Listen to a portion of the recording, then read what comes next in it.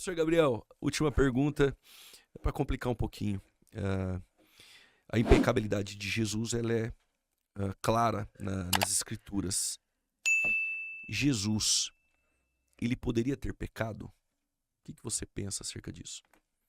Ele foi tentado. Sim.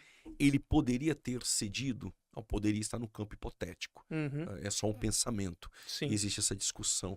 Você acredita que Jesus, em sua natureza humana, ele poderia ter pecado ou não? Isso era impossível.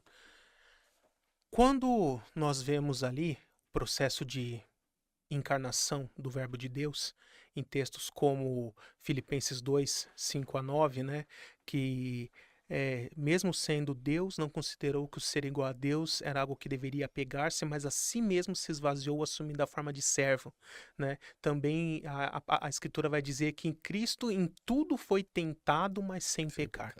Então eu entendo assim: se Cristo tivesse recebido algum tipo de superpoder na sua encarnação, de forma que fosse impossível para ele pecar, a missão dele não seria verdadeira, porque ele não poderia dizer que efetivamente foi tentado em tudo, mas venceu. Ele não poderia ser o nosso supremo exemplo. Ele não poderia ser um sacrifício substitutivo válido pelo perdão dos nossos pecados, porque qualquer um poderia apontar e falar: muito fácil, você não peca nem se você quiser, né? Você não consegue pecar, né? Então, olha o problema disso. Então, eu prefiro enxergar muito mais isso pela ótica da presciência divina. Então, Cristo, em sua natureza humana, não era impossível para ele pecar.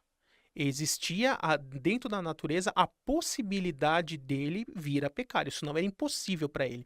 Mas Deus, como conhece já todo o futuro, pela sua presciência, ele já sabia que Cristo iria conseguir permanecer fiel e se manter santo e não pecar, conseguindo êxito na sua morte na cruz como substituto.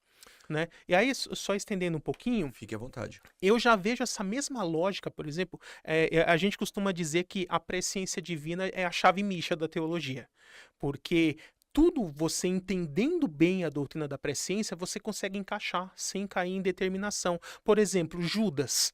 Ah, mas Judas estava predeterminado por Deus a ser o traidor? Não.